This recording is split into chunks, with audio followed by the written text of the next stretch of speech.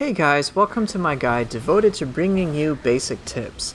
These are tips I feel will help you better understand the potential of this game. First and foremost, keep an open mind. Nioh is partially inspired from games like Dark Souls, but it is most certainly its own thing. To further that point, complete all the dojo missions and tutorials as soon as you can. You not only learn new mechanics, but also unlock new moves that can add layers to existing play. And if at any point in time you'd like to read about basic game mechanics, then be sure to check out Thought'emrita to get further information. Let's begin by exploring combat-related mechanics. Next up is stances. Stances are what allow you to have a big amount of flexibility in your play. Let's cover the three ones that are included in the game. So we have low stance, we have mid stance, and we have high stance. Each performs a different function, and each can be used fluidly in combat. There is no best stance, they are all phenomenal in what they do, and you should aim to use each of them as much as possible. Let's start with high stance. High stance traditionally has pretty slow attacks, its dodging isn't necessarily the best, but the trade-off is that you get some of the highest damage abilities in high stance. Mid stance, on the other hand, is kind of your defensive all-around stance you can use. It's a little better when it comes to playing evasively, and it's a little faster, and typically mid stance has kind of your utility sort of abilities, such as parries or E-damage abilities. It's pretty handy. Next up is low stance. Low stance is the king when it comes to playing very evasively and really speedy. You can do all sorts of attacks really quickly, move around like the Flash, but the trade-off is you won't necessarily do the most damage. So that's high stance, it's mid stance, and that's low stance. In line with stance discussion, you might already be familiar with quick attacks and strong attacks. The exact animation for these is stance specific, so it'll just take you some time to get used to them. But beyond that, you have active skills, which you can assign in your skill customization submenu.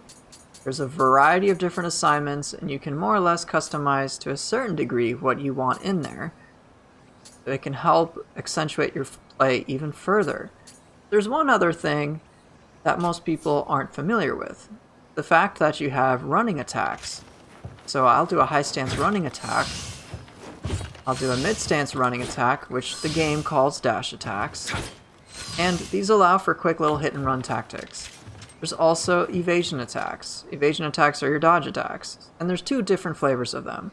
You've got your roll attacks, and you got your quick dodge attacks. Quite useful. So you can use quick attacks, you can use strong attacks, you can use skills, you can use running attacks, and you can use evasion attacks. One last quick note. I know a lot of people get confused about combo enders. They think they have to do all the quick attacks in order to do the combo ender, but that's not the case. All you need to do is just one input, and then boom, you can do your combo ender after. This actually applies to evasion attacks as well. Running attacks or dash attacks don't have that option.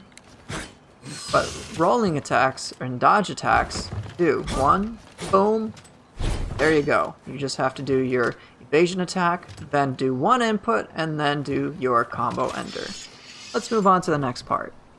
Next up involves your gear, your weapons, your armor, and builds, and so on and so forth.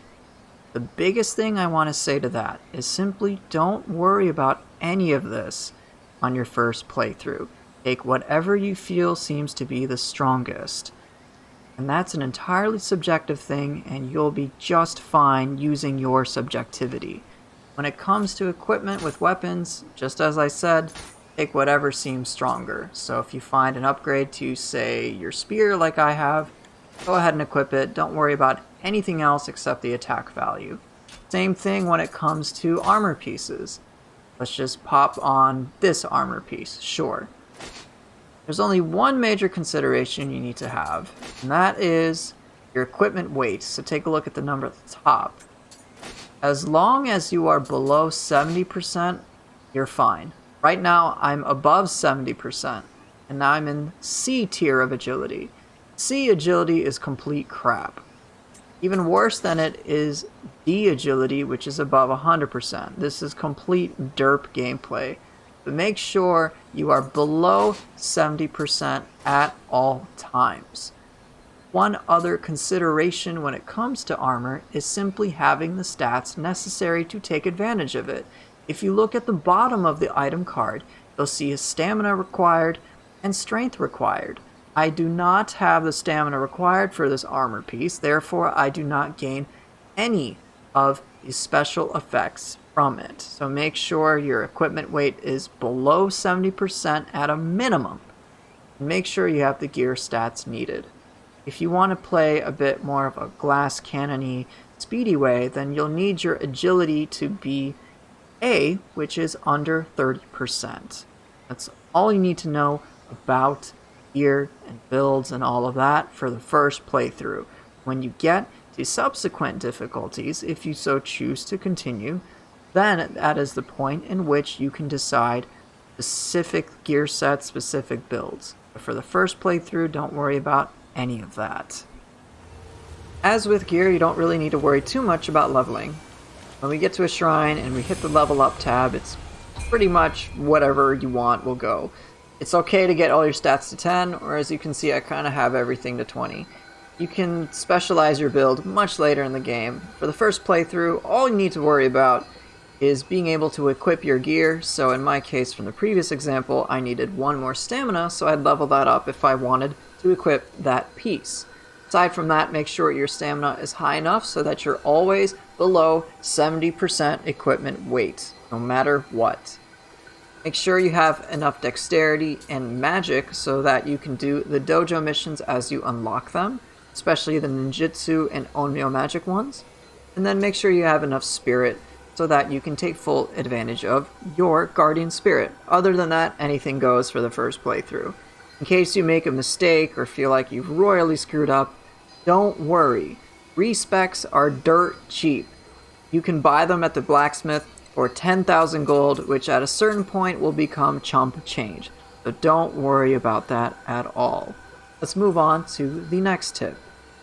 As with leveling, you have choices to make when it comes to weapons. Let me just bottom line this to you. Every weapon is viable, so pick whatever you want. Make sure you specialize in one weapon at a time. In my case, I chose my primary to be my sword.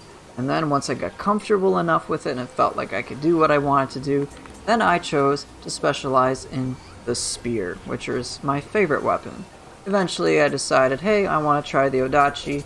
Let me start investing in the odachi. But bottom line, pick one weapon you're comfortable with and want to try, then move on to other weapons as you may desire. Just for reference, like I said, every weapon is viable, so don't worry about picking the wrong weapon. Easier weapons to adapt to include the sword, the dual swords, the spear, and the kusarigama. The axe, the odachi, and the tonfa are a little trickier, but they are just as viable as every other weapon that I have mentioned. So try it, try everything you want, develop your own playstyle at your own leisure. Now that you've got a bunch of skill points to distribute after leveling, where on earth should you put them? So aside from getting just the usual active skills, like stuff like this, here's things that I'd recommend you get regardless. So go ahead and get grapple, it's totally safe to get. Now suppose I am just starting the tonfa and I want to know where to put the points. Make sure you get flux. Flux and eventually flux 2. Flux allows you now the option. As opposed to just pressing R1 as your key pulse, you can now swap your stances. So hypothetically speaking, if I'm in low stance, I do a bunch of attacks, and I want to swap to mid stance, well now I can do so, and I will be rewarded with bonus ki. It is awesome, and it is the best way to regain ki bar none. Especially once you get Flux 2, you can get a double boost, and it's phenomenal. So this is the best way to regain ki, especially if you're playing aggressively. But there's another way you can regain ki, which prevents you a more defensive and evasive option, and that is in the form of the living water abilities. You have to get the Ki Pulse abilities, which boost your attack, but living water abilities come as well in each of the 3 stances. So let's just talk about living water earth, since they're all basically the same. It says it enables you to use Ki Pulse even when dodging. It's just English. Basically what it means is instead of having to press R1, you can just dodge away or dodge wherever, and it'll perform the same thing as a Ki Pulse. Now dodges are your new Ki Pulse. So you can pop your stances via Flux and get bonus Ki, or you can dodge away and still regain Ki. Flux is still the best, but now you can dodge. Let's just show it real quick in action. So I'll just do an attack, swap my stances, I got some Ki back, and let's say I overcommit when I dodge away. I'm still performing a Ki Pulse just fine. They are super handy, super awesome. Let's get into a little bit about dodging and how to handle just about any attack that gets thrown at you. When it comes to dodges, there's 2 things you need to know. 1, don't dodge in the same direction of the attack. So if it's coming at you, dodge against it. And second, get in the habit of holding block.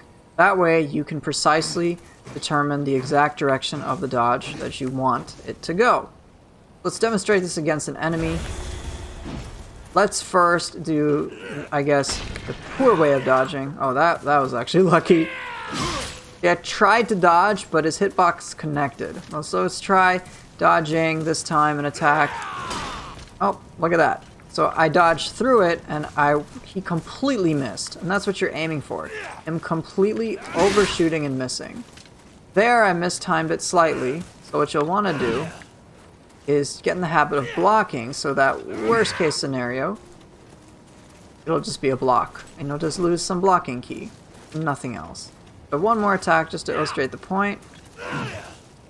See, I used my iframes from my dodge to completely avoid his attack altogether, even though I physically didn't move very far.